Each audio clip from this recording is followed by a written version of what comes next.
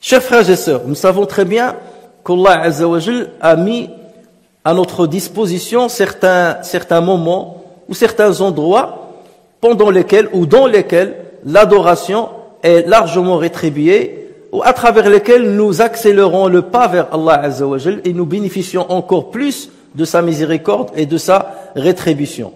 C'est le cas des 10 premiers jours de Dhul al-Hijjah, c'est le cas des jours de Ramadan, c'est le cas du jour du vendredi. En fait, Allah Azza wa Jal a mis ces jours-là comme s'ils étaient des références, comme s'ils étaient des balances qui vont montrer l'équilibre du musulman.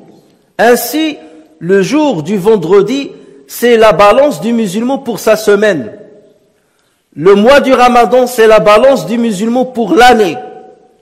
Et le Hajj, c'est la balance du musulman pour toute sa vie. Lorsque le musulman accomplit le pèlerinage pendant bien entendu, les premiers jours du mois de Dhul Hijjah, et que ce pèlerinage est valide, et qu'il est agréé par Allah Azza wa Jal, c'est qu'il a sauvé toute sa vie. Il a gagné toute sa vie, puisqu'Allah Azza wa Jal va l'absoudre de tous les péchés, va lui enlever tous les péchés qu'il a commis. Puisque le prophète sallallahu alayhi wa sallam nous a donné la promesse que le Hajj al-Mabrour, le Hajj béni, laysa lahu jaza'un illa al-Jannah, il n'a de récompense que le paradis. Autrement dit, le pèlerinage te permet de gagner toute ta vie. Le mois du Ramadan, lorsque tu accomplis une bonne pratique religieuse dedans, à travers le jeûne, à travers les prières nocturnes, à travers sadaqa, c'est que tu as sauvé toute ton année. Toute l'année a été sauvée.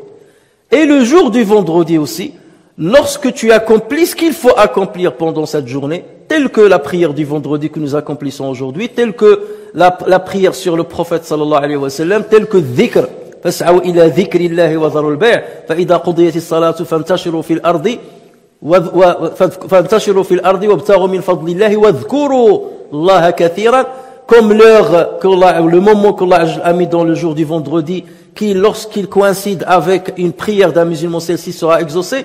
Donc le jour du vendredi, Allah Azza wa Jalla l'a mis comme une balance qui permet aux musulmans de sauver sa semaine. Et de la même manière que nous accordons de l'importance au pèlerinage, et nous accordons de l'importance au mois du Ramadan, nous devons accorder de l'importance au jour du vendredi. Et le jour du vendredi ne doit pas être comme les autres jours pour nous. Nous devons l'attendre avec impatience.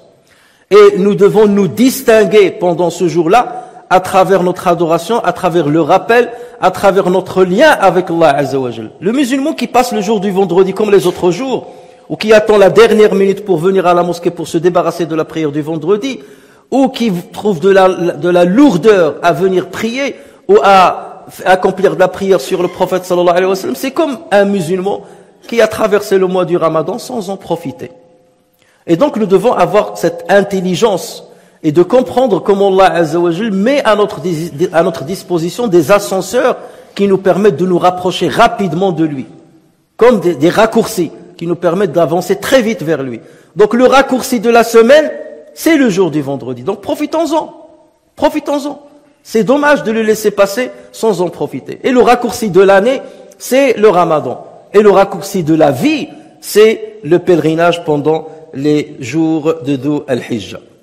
Et comment ne pas accorder de l'importance à ce jour béni, alors que le prophète sallallahu alayhi wa sallam nous dit dans un hadith rapporté par Muslim sur Abu Huraira, le meilleur jour sur lequel le soleil s'est élevé est le vendredi. C'est ce jour-là que Adam a été créé. C'est ce jour-là qu'il a été introduit au paradis. C'est ce jour-là qu'il en a été sorti et c'est ce jour-là que l'heure aura lieu. Ce hadith-là, il faut le comprendre. Est-ce que le prophète sallallahu alayhi wa sallam est en train d'énumérer les événements par lesquels le vendredi a été méritoire, ou est-ce que le prophète sallallahu alayhi wa sallam a cité le jour du vendredi, le mérite du jour du vendredi, et ensuite il a cité des événements qui ont eu lieu pendant ce jour de vendredi. Les savants justement ont divergé. Et à ce propos, l'imam al-Qadi Iyad, rahimahullah, al-Qadi Iyad al-Sabti, Qadi Iyad al-Sabti, qu'est-ce qu'il a dit?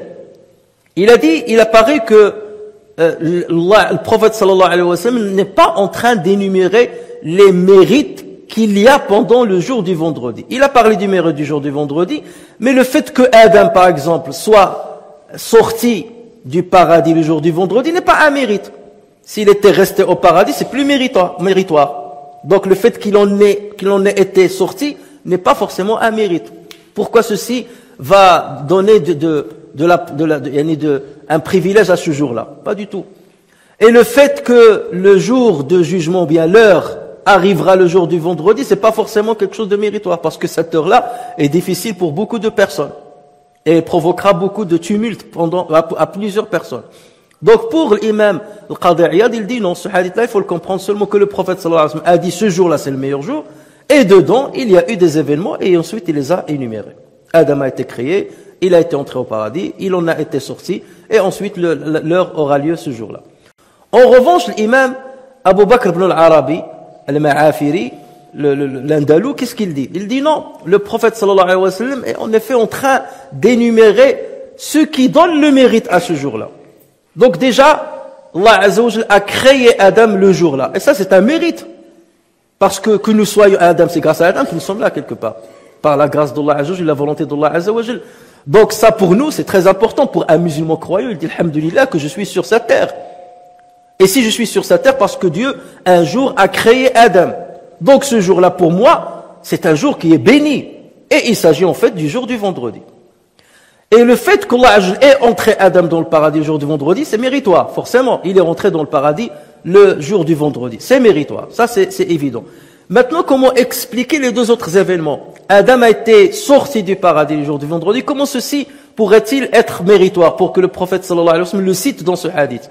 En effet, Abu Bakr ibn al-Arabi, il dit, c'est parce que en descendant sur terre, que Adam a eu une grande progéniture et une descendance qui est très vaste. Peut-être que cette descendance aura été limitée, ou peut-être que Adam serait resté tout seul avec Hawa dans le paradis, tout seul, et nous, on n'aurait pas existé. Mais c'est parce qu'il a été sorti du paradis, qu'il est descendu ici, que leurs parties intimes sont apparues, qu'il y a eu possibilité d'avoir une progéniture, et c'est grâce à ça que nous sommes quelque part sur terre. Donc la sortie de Adam est méritoire pour nous. C'est un événement intéressant pour nous. Et qui donne de la valeur au jour du vendredi, et nous devons en être fiers. Et c'est pour ça que nous devons aimer ce jour du vendredi, sans lequel on ne serait pas là. Et le fait que l'heure aura lieu le vendredi, c'est aussi méritoire. Pourquoi? Parce que c'est grâce à cela que les prophètes, les pieux, les vertueux, les élus d'Allah Azza wa Jal vont accéder au paradis.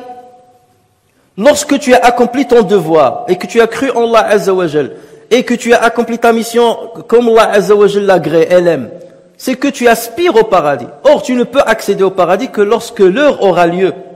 Et puisque l'heure ne peut avoir lieu que le vendredi, donc pour toi, le vendredi devient un jour que tu aimes.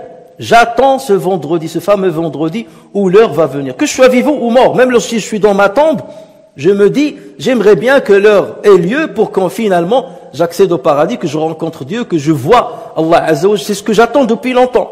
Et donc c'est pour cela que le jour du vendredi devient un jour méritoire pour tous les musulmans. Donc selon Abu Bakr ibn al-Arabi, il dit, le prophète sallallahu alayhi wa sallam, s'il a cité ces événements, c'est parce que dedans, d'une manière indirecte, il est en train de faire référence au mérite de ces événements-là, qui grâce à eux, on a adoré Allah Azza wa Jalla, on a été éprouvé certes, mais qu'on a fourni l'effort pour que certains se distinguent par rapport à d'autres et pour que certains accèdent au plus haut degré du paradis, beaucoup plus que d'autres autres personnes. Donc voilà comment l'imam Ibn al-Arabi a interprété ce hadith. Chers frères et sœurs, l'imam Nasa'i rapporte un hadith authentique sur Abu Huraira radiyallahu anhu, dans lequel le prophète sallallahu alayhi wa sallam a dit: le meilleur jour sur lequel le soleil s'est levé, c'est le jour du vendredi. C'est en ce jour, comme on a dit tout à l'heure, c'est en ce jour que Adam fut créé, c'est en ce jour qu'il fut descendu, c'est en ce jour qu'il fut pardonné et qu'il décéda. C'est en ce jour qu'il décéda également. C'est en ce jour que l'heure aura lieu. Ensuite, il dit, il n'y a point de bête sur la surface de la terre qui ne reste attentive le vendredi depuis le matin jusqu'à ce que le soleil monte, un petit peu. Donc voici cette période-là, il n'y a pas une bête sur terre sans que pendant cette période, depuis le lever du jour, c'est-à-dire le lever de l'aube, jusqu'au lever du soleil, que toutes les bêtes qu'il y a sur terre restent attentives. Elles sont attentives par crainte de l'arrivée de l'heure, sauf l'homme. C'est la seule bête sur terre, quelque part. Lorsqu'on dit bête ici, min dabba, ça veut dire tout ce qui marche sur terre. Le seul être qui marche sur terre et qui est inconscient de cette vérité-là et qui ne craint pas l'arrivée de l'heure le jour du vendredi, c'est l'être humain. Bien entendu, l'être humain qui est insouciant. En revanche, l'être humain qui est musulman, qui est croyant, c'est quelqu'un qui, au moins, il est au même niveau que les bêtes. Et nous, en tant que musulmans, avec ces informations que le prophète sallallahu alayhi wa sallam nous donne, pourquoi le prophète sallallahu alayhi wa sallam nous donne ces informations? Il n'est pas en train de nous faire des comptes seulement pour passer du temps. Chaque information est importante, chaque information est pertinente, chaque information doit nous pousser à réagir d'une certaine manière ou à adopter une attitude bien particulière. Donc si le prophète sallallahu alayhi wa sallam nous dit que les bêtes sont craintives le jour du vendredi, chaque jour du vendredi, à partir de l'aube, elles sont craintives, elles attendent, elles ont peur. Pourquoi? Est-ce que c'est ce vendredi-là que l'heure surviendra? Pourquoi le prophète nous dit ça? C'est pour nous dire, vous qui croyez à l'arrivée de l'heure, vous qui savez très bien que l'heure aura lieu un vendredi, où est-ce que vous en êtes par rapport à ces bêtes-là? Vous êtes inconscient. Vous dormez, vous ronflez, le jour monte ou ne monte pas, le soleil se lève ou se lève pas, peu importe. L'heure arrive ou n'arrive pas. Tu es pareil qu'un non-croyant, tu es pire qu'une bête. Parce qu'Allah Azza wa Jal a donné, dans l'instinct qu'il a donné, qu'il a ancré dans les bêtes, il a donné certaines choses qui sont extraordinaires. Nous savons par ailleurs, à travers plusieurs hadiths, que les bêtes peuvent prédire certaines choses. Et l'expérience le montre. Elles peuvent prédire l'arrivée des tremblements de terre, l'arrivée des tsunamis, ils peuvent prédire les volcans. On le sait et l'expérience l'a montré. L'expérience scientifique l'a montré. Et des hadiths le montrent. Et entre autres ce hadith-là, les bêtes ont peur pendant cette période-là, parce qu'ils attendent l'heure. Donc nous, en tant que musulmans, nous devons prendre ceci en compte et au moins adopter cette attitude-là, la crainte le matin que l'heure arriverait ce jour-là.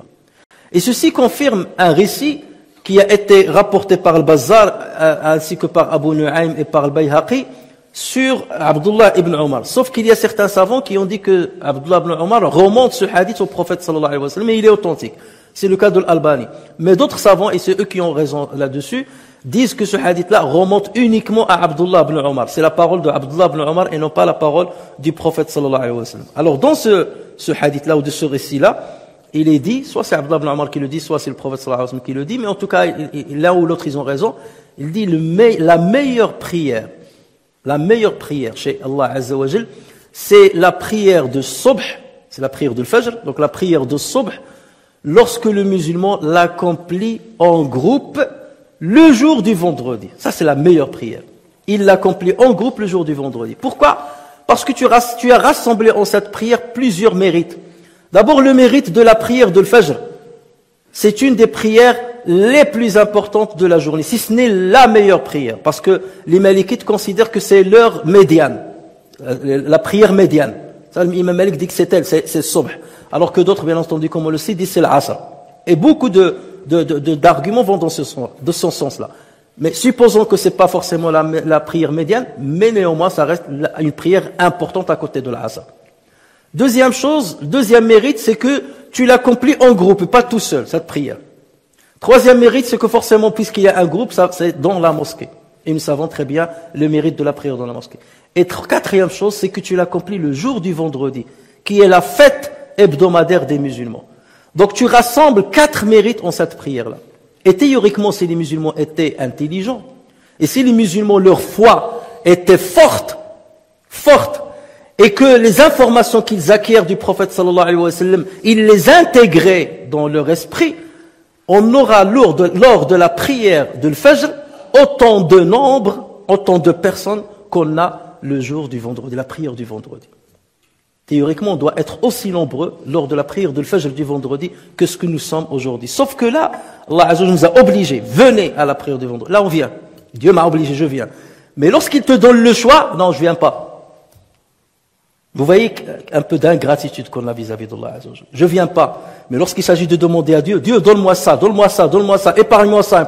Là, tu es exigeant. Et tu es gourmand. Tu veux tout d'Allah Azza wa Jalla. Et lorsqu'il te laisse le choix sur certaines choses, là je suis économe. Je viens pas. Ouais, Ramadan peut-être. Ramadan, je viendrai à Jumu'ah pour faire le jalisi. Mais le musulman qui est lucide, ces informations, il ne les laisse pas passer sans qu'il n'ait d'influence dans son comportement et dans son attitude. Le prophète sallallahu alayhi wa sallam se donne du mal à nous transmettre ces informations. Il essaie de nous mobiliser, de nous motiver. Allez-y, faites. Et là, réagissons quand même. Réagissons, vous aimez ce prophète, réagissez. Pourquoi vous laissez ces paroles lettres mortes lorsqu'il dit ces hadiths-là? Lorsqu'il dit de même les bêtes craignent cette journée, ils se lèvent le matin, ils craignent le jour du vendredi. Et toi tu dors. Lorsque le prophète ou Abdullah ibn Omar, peu importe, il te dit viens faire la prière du vendredi, de Subh à la mosquée, tu es inconscient de tout ça. Où est ton amour du prophète sallallahu alayhi wa sallam? Pourquoi il crie, il insiste et toi tu es loin de lui? C'est là où il faut mesurer notre vrai amour au prophète sallallahu alayhi wa sallam. Il ne suffit pas de le dire, de l'exclamer. Ma ya habibi ya Rasulullah. Habibk menin. Habibk menin. Bilsan. Montre-le dans ta pratique. Et suis ses enseignements et ses recommandations. C'est là où tu vas vraiment manifester ton amour au prophète sallallahu alayhi wa sallam. L'imam al-Tabarani, dans le Mu'jam al-Awsat, rapporte avec une bonne chaîne de transmission sur Anas bin Malik, il a dit: l'archange Gabriel alayhi salam vint présenter le vendredi au prophète sallallahu alayhi wa sallam. Il a présenté le vendredi au prophète sallallahu alayhi wa sallam sous la forme d'un miroir blanc qu'il portait dans sa main et dans lequel se trouvait une tache noire.